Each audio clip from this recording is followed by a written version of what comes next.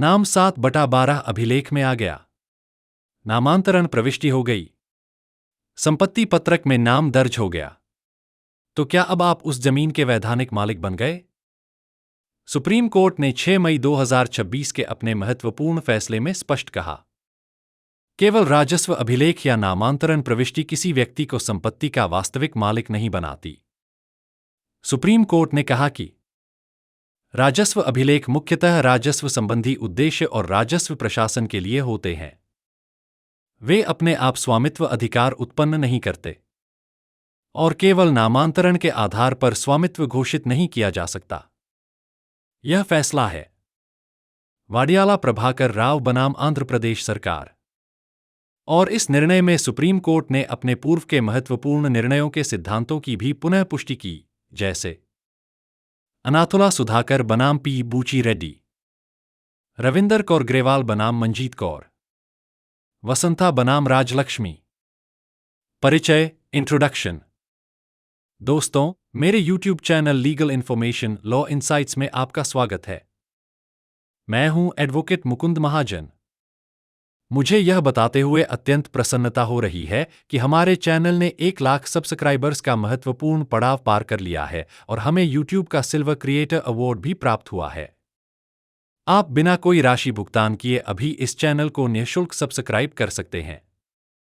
इसके अतिरिक्त यदि आप चाहें तो स्क्रीन पर दिख रहे जीपे QR कोड के माध्यम से 59 रुपये या 119 रुपये का योगदान देकर चैनल की सदस्यता लेकर हमारा सहयोग भी कर सकते हैं।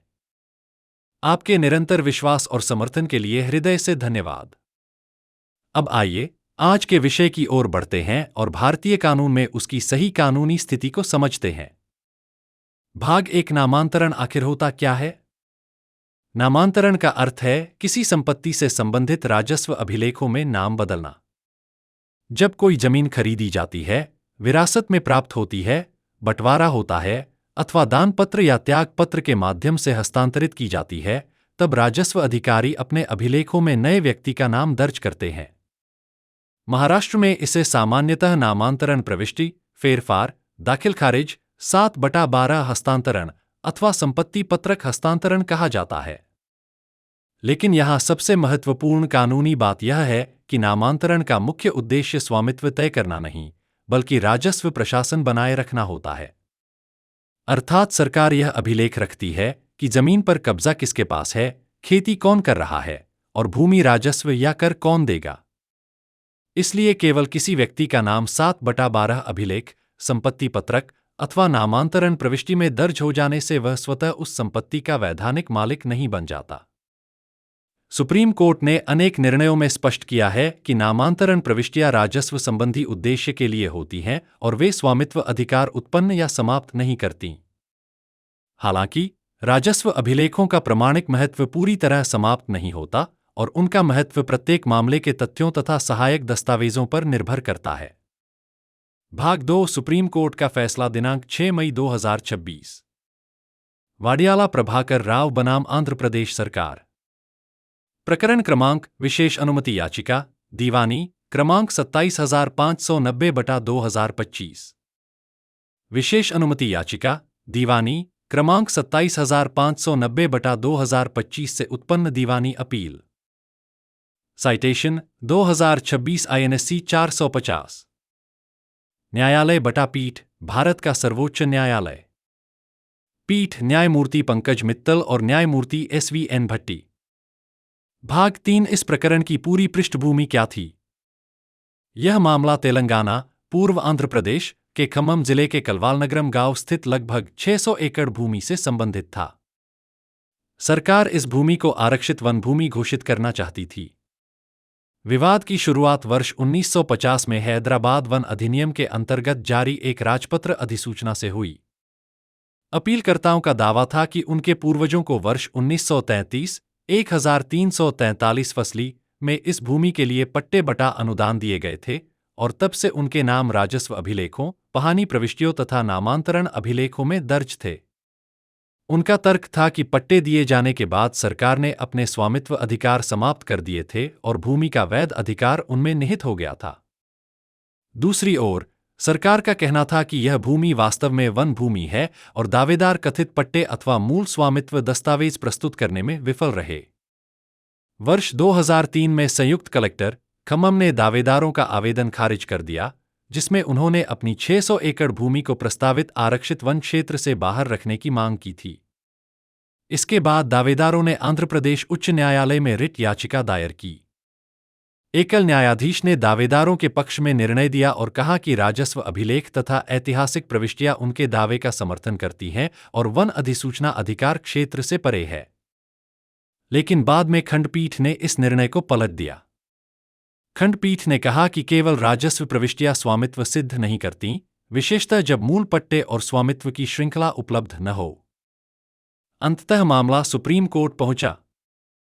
सुप्रीम कोर्ट ने खंडपीठ के दृष्टिकोण को सही माना और कहा कि नामांतरण प्रविष्टियां, पहानी अभिलेख अथवा राजस्व अभिलेख अपने आप स्वामित्व सिद्ध नहीं करते। न्यायालय ने आगे कहा कि गंभीर स्वामित्व विवादों का सामान्यतः रिट अधिकारिता में निर्णय नहीं किया जाना चाहिए और ऐसे विवादों के लिए विधिवत दीवानी वाद तथा विस्तृत साक्ष्य आवश्यक होते हैं। भाग 4 सुप्रीम कोर्ट के समक्ष मुख्य कानूनी प्रश्न और दोनों पक्षों के तर्क। सुप्रीम कोर्ट के समक्ष मुख्य प्रश्न यह था कि क्या केवल राजस्व अभिलेखों, नामांतरण प्रविष्टियों अथवा पहानी प्रविष्टियों के आधार पर किसी व्यक्ति को जमीन का वास्तविक मालिक माना जा सकता है? न्यायालय को यह भी तय करना था कि क्या उच्च न्यायालय अपनी रिट अधिकारिता में ऐसे जटिल स्वामित्व विवादों का निर्णय कर सकता है, विशेषतः तब जब स्वामित्व स्वयं विवादित हो और मूल स्वामित्व दस्तावेज उपलब्ध न हो। एक अन्य महत्वपूर्ण प्रश्न यह था कि क्या नामांतरण प्रविष्टियों को स्वामित्व का अंतिम प्रमाण माना जा सकता है। दावेदारों बटा अपीलकर्ताओं का तर्क था कि उनके नाम कई वर्षों से राजस्व अभिलेखों और नामांतरण प्रविष्टियों में दर्ज हैं। उन्होंने ऐतिहासिक कब्जे तथा पुराने ग्राम अभिलेखों पर भरोसा किया और कहा कि उनके पूर्वजों को पट्टे बटा अनुदान दिए गए थे, इसलिए स्वामित्व उनके पक्ष में स्वीकार किया जाना चाहिए। दूसरी ओर, सरकार ने कहा कि नामांतरण अथवा राजस्व प्रविष्टियां स्वामित्व अधिकार उत्पन्न नहीं करतीं। सरकार का कहना था कि मूल पट्टे विधिवत सिद्ध नहीं किए गए, स्वामित्व की श्रृंखला स्थापित नहीं हुई और वन अभिलेख इस भूमि को आरक्षित वन भूमि बताते हैं। सरकार ने यह भी तर्क दिया कि ऐसे विवादित स्वामित्व संबंधी प्रश्नों का निर्णय रिट कार्यवाही में नहीं किया जा सकता और इसके लिए विधिवत दीवानी निर्णय आवश्यक है। भाग 5 न्यायालय ने दस्तावेजों और साक्ष्यों के बारे में क्या कहा? दावेदारों ने पहानी प्रविष्टियों, नामांतरण अभिलेखों, राजस्व अभिलेखों और कुछ ऐतिहासिक ग्राम अभिलेखों पर भरोसा किया। उनका कहना था कि चूंकि लंबे समय से राजस्व प्रविष्टियां उनके नाम पर थीं, इसलिए स्वामित्व उनके पक्ष में माना जाना चाहिए। लेकिन सुप्रीम कोर्ट ने कहा कि केवल राजस्व अभिलेख पर्याप्त नहीं है, विशेषतः तब जब मूल स्वामित्व दस्तावेज उपलब्ध न हो।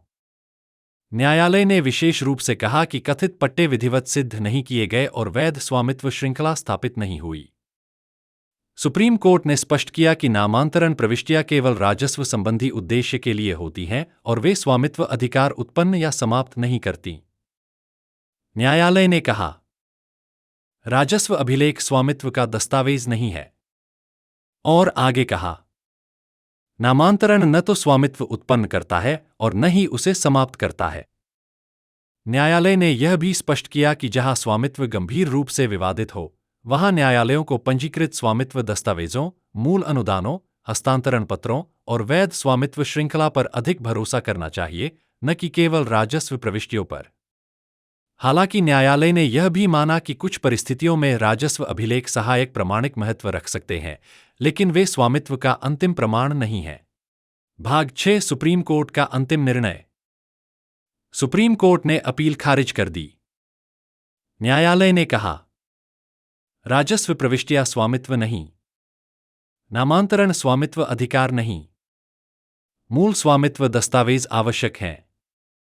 जहां विवादित तथ्य मौजूद हों, वहां रिट न्यायालय सामान्यतः स्वामित्व तय नहीं करेंगे। यह निर्णय संपत्ति कानून और भूमि विवादों में अत्यंत महत्वपूर्ण दृष्टांत बन चुका है। भाग 7 सुप्रीम कोर्ट के पुराने महत्वपूर्ण निर्णय। 1. अनाथुला सुधाकर बनाम पी बुची रेड्डी। Citation 2008 4 SCC 594।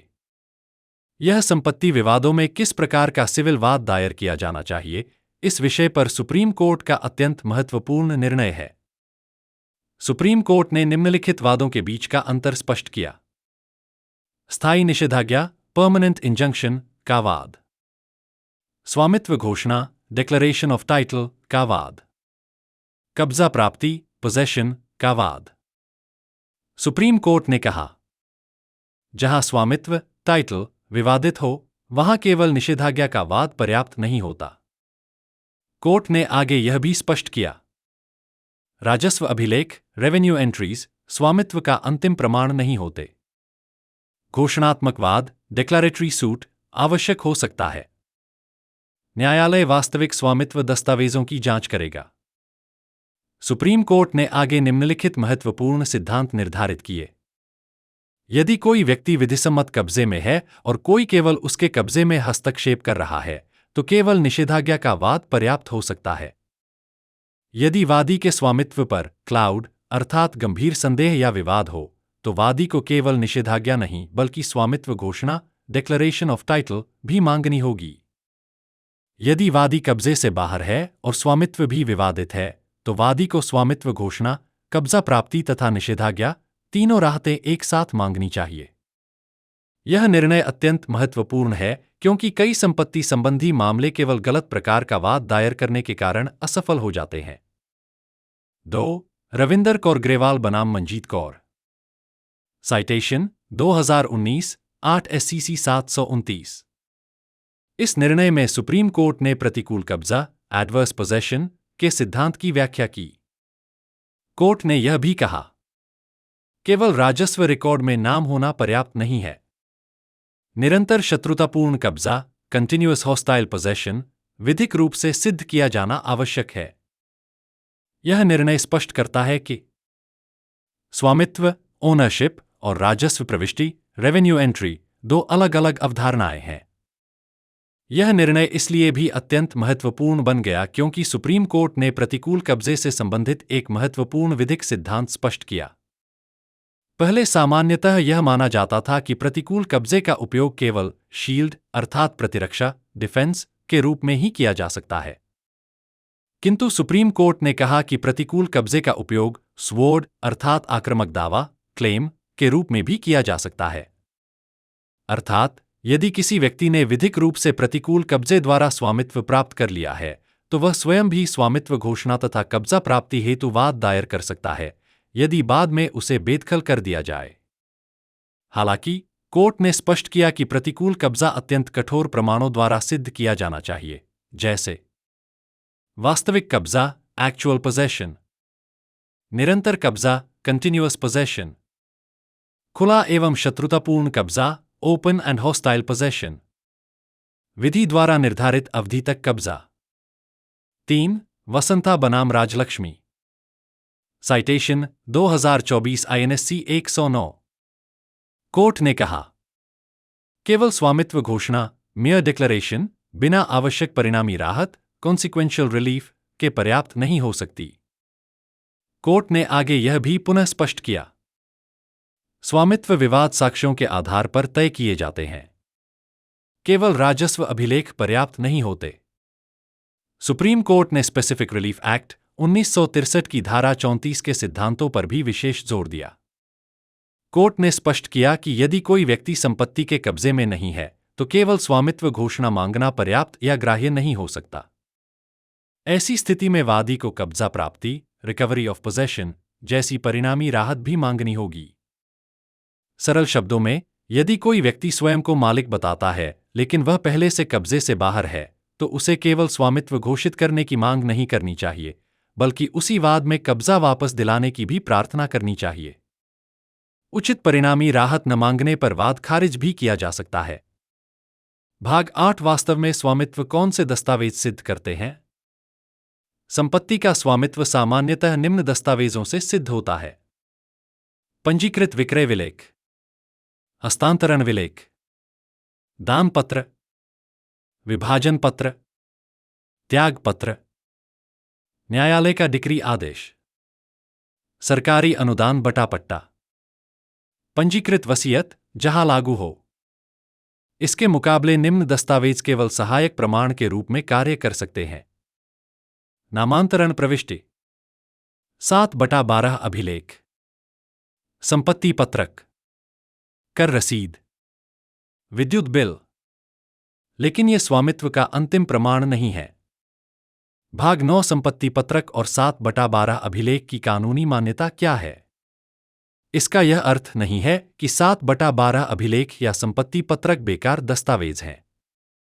इनकी कानूनी मान्यता होती है, जैसे प्रथम दृष्टया कब्जे का प्रमाण, राजस्व देयता का प्रमाण, कृषि प्रशासन अभिलेख, ऋण प्रक्रिया के लिए सहायक दस्तावेज, कब्जे का संकेतक। लेकिन ये स्वामित्व दस्तावेजों का विकल्प नहीं है। यदि स्वामित्व विवाद उत्पन्न होता है, तो न्यायालय पंजीकृत दस्तावेजों और स्वामित्व श्रृंखला को अधिक महत्व देगा। भाग 10 व्यावहारिक कानूनी सलाह। यदि आपके पास केवल नामांतरण प्रविष्टि 7/12 अभिलेख, संपत्ति पत्रक, कर रसीदें हैं, लेकिन आपके पास पंजीकृत स्वामित्व दस्तावेज नहीं है, तो भविष्य में गंभीर कानूनी विवाद उत्पन्न हो सकते हैं। ऐसी स्थिति में स्वामित्व खोज कराइए, स्वामित्व श्रृंखला दस्तावेजों की जांच कराइए, भार एवं दायित्वों की जांच कराइए, जहां संभव हो विधिवत पंजीकृत दस्तावेज निष्पादित कराइए। आवश्यकता होने पर घोषणावाद दायर किया जा सकता है। भाग 11 रिट याचिकाओं के बारे में सुप्रीम कोर्ट ने क्या कहा? 2026 के निर्णय में सुप्रीम कोर्ट ने एक और महत्वपूर्ण सिद्धांत दोहराया। उच्च न्यायालय सामान्यतः रिट अधिकारिता में जटिल स्वामित्व विवादों का निर्णय नहीं करेंगे। यदि विवादित तथ्य मौजूद हों, स्वामित्व विवादित हो, साक्ष्य अभिलेखन आवश्यक हो, तो विधिवत दीवानी वाद आवश्यक होगा। इस सिद्धांत की पुनः पुष्टि सुप्रीम कोर्ट पहले भी निम्न निर्णयों में कर चुकी है। अनाथुला सुधाकर बनाम पी बूची रेड्डी, वसंता बनाम राजलक्ष्मी। निष्कर्ष: सुप्रीम कोर्ट ने एक बार फिर स्पष्ट कर दिया है, नामांतरण अभिलेख स्वामित्व नहीं, राजस्व प्रविष्टि स्वामित्व अधिकार नहीं, संपत्ति पत्रक स्वामित्व का अंतिम प्रमाण नहीं। वास्तविक स्वामित्व वैध स्वामित्व दस्तावेजों तथा विधिसम्मत स्वामित्व श्रृंखला से सिद्ध होता है। हालांकि राजस्व प्रविष्टियां और नामांतरण अभिलेख कुछ परिस्थितियों में प्रमाणिक महत्व रख सकते हैं, लेकिन वे अपने आप स्वामित्व का अंतिम और निर्णायक प्रमाण नहीं बनते। केवल 7/12 अभिलेख या नामांतरण प्रविष्टियों के आधार पर संपत्ति लेन देन करना भविष्य में गंभीर कानूनी जोखिम बन सकता है। इसलिए संपत्ति विवादों में केवल दस्तावेज ही नहीं, बल्कि सही प्रकार की विधिक कार्यवाही चुनना भी अत्यंत महत्वपूर्ण होता है। गलत प्रकार का वाद दायर करने से स्वयं मामला खारिज भी हो सकता है। इस वीडियो को देखने के लिए धन्यवाद। यदि आपको यह जानकारी उपयोगी लगी हो, तो कृपया लाइक करें, सब्सक्राइब करें और अपने विचार कमेंट में साझा करें। अधिक कानूनी जानकारी के लिए बेल आइकन अवश्य दबाएं। मैं आपसे अगली वीडियो में जल्द ही मिलूंगा। जय हिंद, जय भारत।